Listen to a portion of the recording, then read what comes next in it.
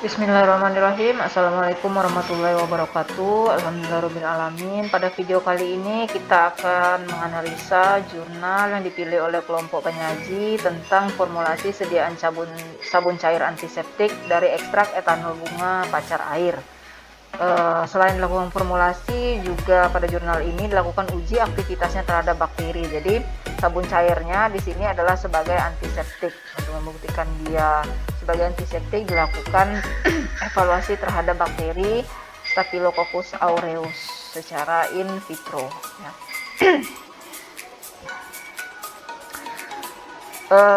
Latar belakangnya kenapa dia bisa sebagai antiseptik itu adalah karena bunga pacar air ini mengandung senyawa antosianin yang bersifat sebagai antioksidan dan antibakteri, di mana dilakukanlah penelitian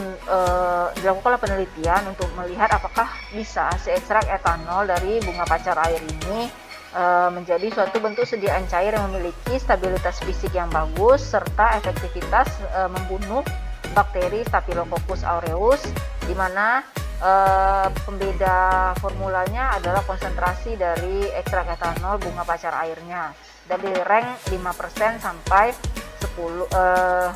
Jadi 5, 10 dan 15%. Dimana uji fisik yang dilakukan itu adalah organoleptik, pH, tinggi busa, kadar air, kadar alkali bebas, dan bobot jenisnya. Pengujian efektivitasnya dilakukan dengan metode difusi agar. Dari hasilnya seluruhnya memenuhi persyaratan, tetapi masih kategori zona hambatnya sedang untuk efektivitas antibakteri. Oke, kita lihat untuk pendahuluannya. Mungkin juga sudah lihat presentasi Ibu untuk jurnal dari kelas C, di mana mereka juga buat sabun cair, di mana sudah Ibu jelaskan bahwa sabun itu adalah produk yang dihasilkan dari reaksi antara asam lemak dan basa kuat, ya. Reaksi antara asam lemak dan basa kuat.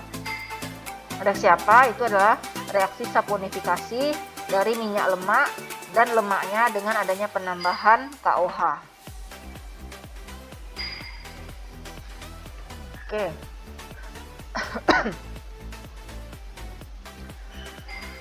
Untuk bahannya sendiri, sampelnya itu adalah bunga pacar airnya. Di pengumpulan sampelnya dengan cara dicuci dengan air mengalir, setelah bersih ditiriskan, lalu dikeringkan dengan cara dianginkan selama 2 hari, dan pada hari ketiga dikeringkan dengan oven pada suhu 40 derajat Celcius. Mungkin ada yang bertanya kenapa pada 2 hari awal itu hanya dikering anginkan, dan kenapa di hari ketiga itu langsung saja dikeringkan di oven. Jawabannya adalah bisa kita tilik dari monografi atau bisa dilihat dari sifat dari bunga pacar air ini sendiri, ataupun mereka sudah menguji cobanya jika dilangsung dengan di oven itu bisa kadar atau maserat yang didapatkannya itu adalah mungkin tidak sebanyak jika dengan dilakukan dengan evaluasi seperti ini, ya, dikering anginkan 2 hari kemudian baru dilanjutkan dengan di oven. Oke, kemudian setelah sampelnya kering itu dihaluskan dengan menggunakan blender sampai menjadi serbuk. Serbuk yang dihasilkan kemudian diayak dengan mesh 200 hingga diperoleh serbuk yang halus dan seragam. Oke, lanjut ke untuk pembuatan ekstrak. Ekstrak yang dibuat dengan metode maserasi menggunakan pelarut etanol 96% sebanyak 1 liter. Filtrat pertama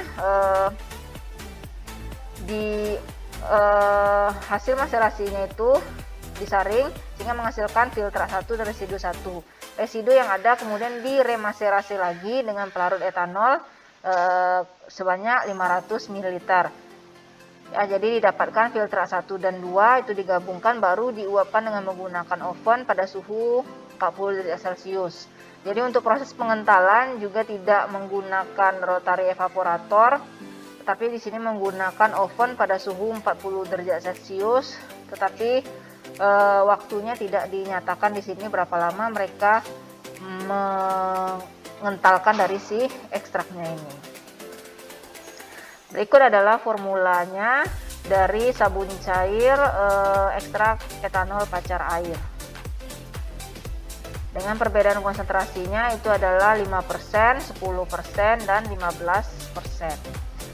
Oke, kita lihat di sini mereka menggunakan, tadi kan dari definisi sabun cair itu adalah reaksi saponifikasi dari minyak lemak dan lemaknya dengan adanya penambahan KOH.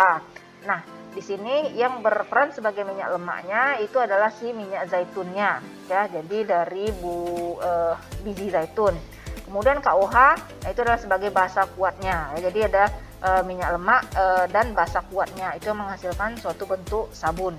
Kemudian CMC itu digunakan sebagai agen pengentalnya. Kemudian SLS ini sebagai surfaktan karena akan mencampurkan fase minyak dan air nanti ya.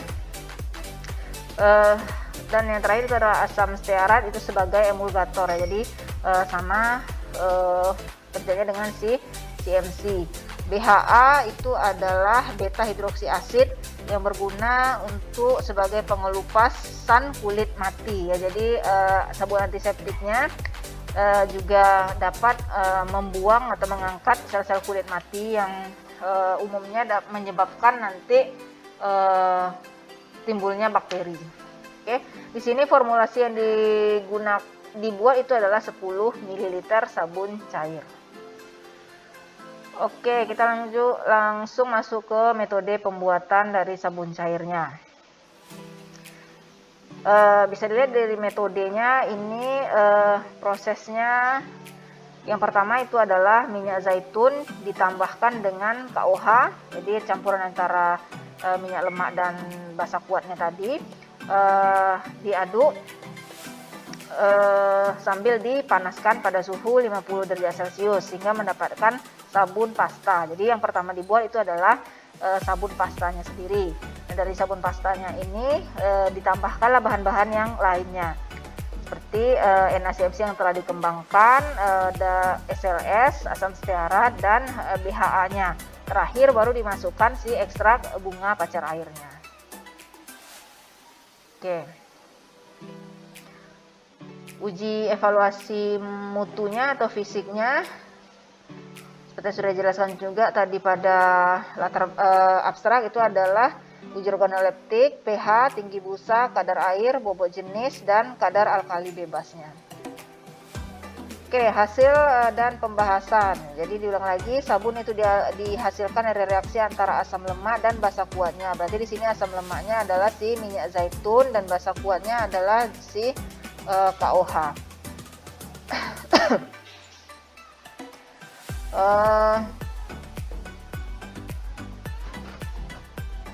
Oke, dari hasil uji organoleptiknya didapatkan sabun cair yang konsistensinya cair, baunya itu khas oleum rose karena dia digunakan di sini ada pengaroma oleum rose-nya. Dan sabunnya itu berwarna coklat ya, berarti dari si ekstrak daun pacar airnya tadi yang memberikan warna coklat pada sediaan ujinya. Lanjut kita ke uji pH.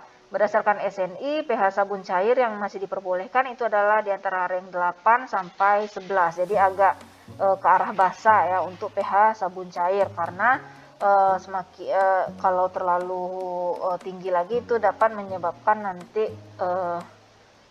mudah terkelupasnya dari si kulitnya. Untuk hasilnya dapat dilihat di sini basisnya saja itu sudah oke ya. Jadi untuk si basis sabun tanpa si ekstrak itu sudah 8, konsentrasi 5 8,2, 10 8,3, 15 itu 9,4. Nah, jadi semakin tinggi konsentrasi ekstrak itu dapat menyebabkan semakin tingginya dari pH sediaan. Artinya apa? Di sini data si ekstraknya saja tidak dijelaskan berapa pH-nya ya. Artinya mungkin di si ekstraknya saja dia sudah tinggi, kemudian komposisi dari formulasi sabun cair itu juga pH-nya ke arah tinggi. Jadi akan bertambah naiklah dari si pH gabungan antara zat aktif dan formulanya ya. Oke, lanjut ke pengujian tinggi busa. Pengujian tinggi busa bertujuan untuk melihat seberapa banyak busa yang dihasilkan. Sabun dengan busa yang berlebihan dapat menyebabkan iritasi kulit karena penggunaan bahan pembusa yang terlalu banyak ya. Jadi bahan pembusanya itu di sini adalah si KUH-nya tadi ya, ada si SLS-nya juga ya. Itu akan menyebabkan timbulnya busa. Berdasarkan SNI, syarat tinggi busa cair yang ideal itu adalah di antara 13 sampai 220 mm ya, atau sekitar 22 cm ya. 1,3 sampai di 22 cm. Hasil pengamatan tinggi busa didapatkan untuk basis itu 75 mm, untuk yang 5% 72, 10% 32, dan 15% 30 mm. Jadi kalau untuk tinggi busa terjadi kebalikannya ya, semakin tinggi konsentrasi berarti tinggi busanya semakin rendah ya, semakin tinggi konsentrasi tinggi busanya semakin rendah. Nah ini dikhawatirkan bertambah lagi, berarti nanti tambah sedikit lah busa yang akan dihasilkan tadi.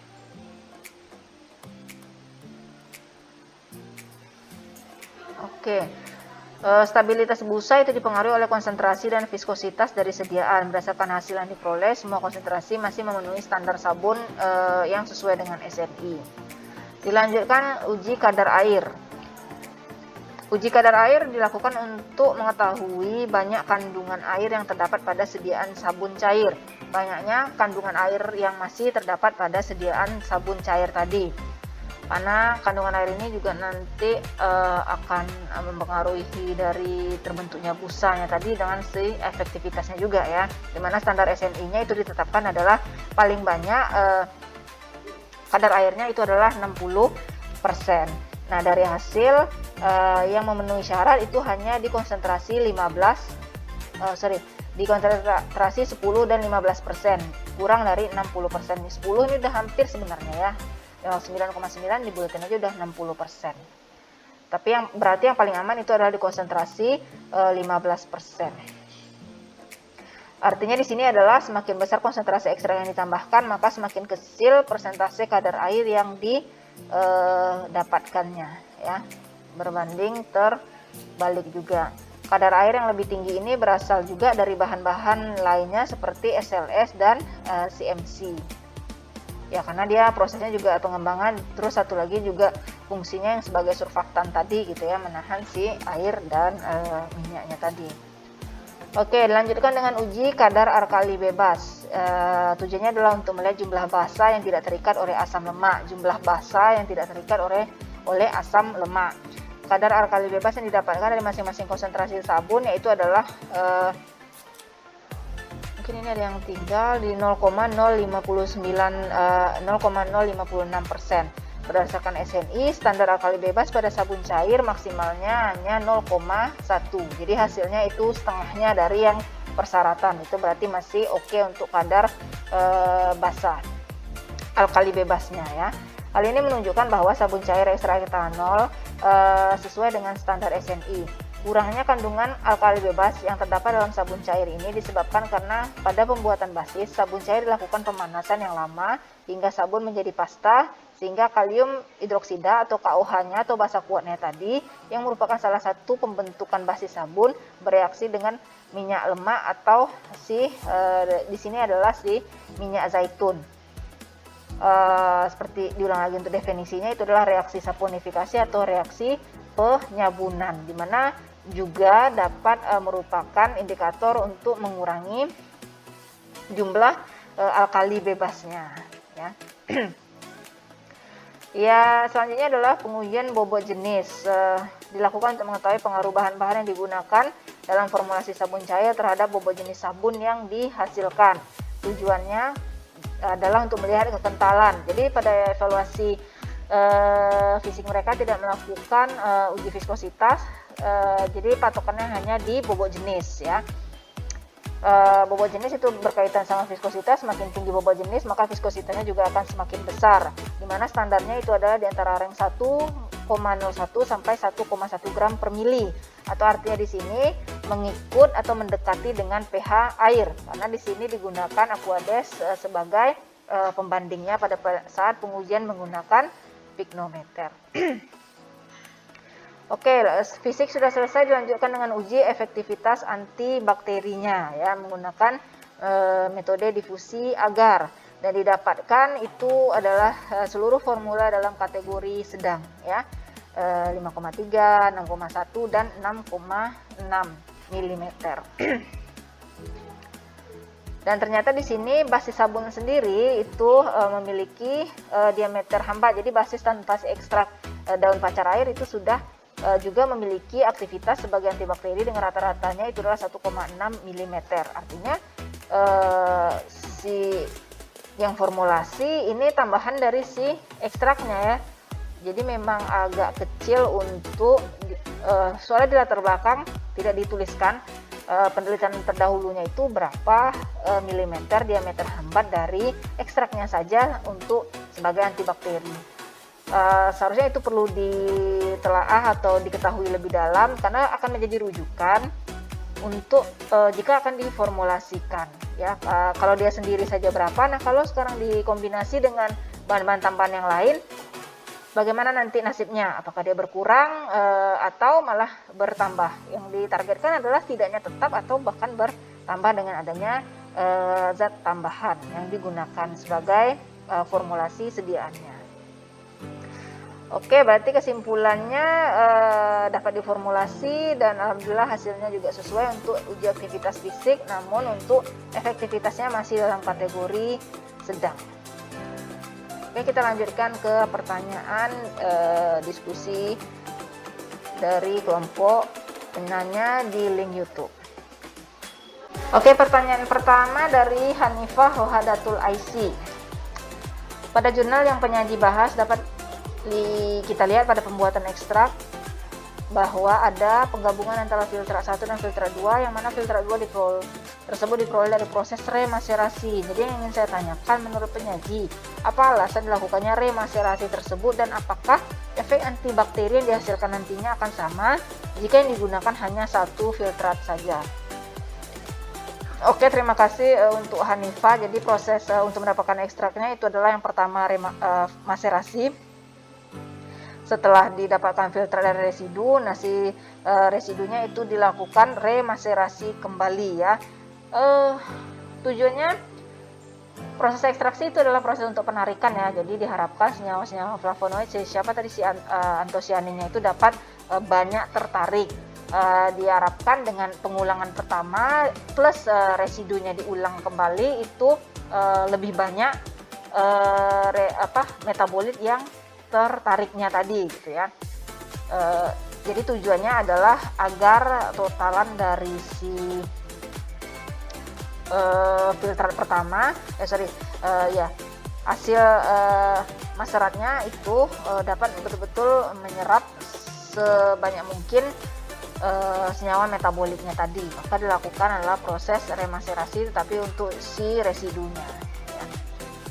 Untuk hasil antibakterinya tentu yang diharapkan dengan proses adanya pengulangan remaserasi ini akan didapatkan lebih banyak lagi senyawa metaboliknya sehingga diharapkan antibakterinya juga akan semakin tinggi untuk hasil diameter hambatnya. Oke, terima kasih Hanifah atas pertanyaannya. Pertanyaan terakhir dari Wulan Desmar Utari untuk pertanyaan kenapa pelarutnya dengan pelarut yang sama. Nah, ini juga mungkin sama dengan kelompok kelas B ya, kenapa tidak konsentrasi yang lebih tingginya tadi ya, atau di sini kenapa pelarutnya sama saja konsentrasinya tidak lebih tinggi tadi. Juga untuk sifat fisik dari si ekstraknya sendiri ya, kemudian sifat fisiknya, kemudian nanti hasilan dari metabolit sekundernya tadi gitu. Atau mungkin alasan-alasan tertentu yang sebelumnya sudah dilakukan percobaan mungkin oleh si penguji sehingga didapatkanlah coba diulang lagi pada konsentrasi yang sama, atau hanya untuk mereka tidak mau diganggu atau hanya ingin mencoba saja dulu dengan pelarut yang sama digunakan maserasi dan remaserasi itu targetnya adalah didapatkan semakin banyak senyawa metabolit yang diinginkan. Pertanyaan yang terakhirnya itu adalah fungsi dari masing-masing bahan. Oke, jadi untuk kelompok penyaji memang tidak menuliskan apa fungsi dari masing-masing bahannya. seperti yang udah Ibu jelaskan tadi, masing-masing bahannya itu adalah minyak lemaknya, si minyak zaitun, KOH-nya sebagai basa kuatnya. Nah, campuran antara minyak lemak dan KOH ini itu akan menyebabkan reaksi saponifikasi atau reaksi penyabunan, sehingga dapatlah dia jadi sabun pasta. Kemudian CMC sebagai pengental, SLS sebagai surfaktannya, asam stearat sebagai emulgator, BHA itu sebagai, jadi ada tambahan ya, antiseptik plus juga untuk bisa mengangkat sel-sel kulit mati yang menyebabkan si kulit menjadi tidak sehat. Oke, yang terakhir itu adalah oleum rosenya tentu sebagai pengaromanya. Oke, terima kasih Ibu, cukupkan. Assalamualaikum warahmatullahi wabarakatuh.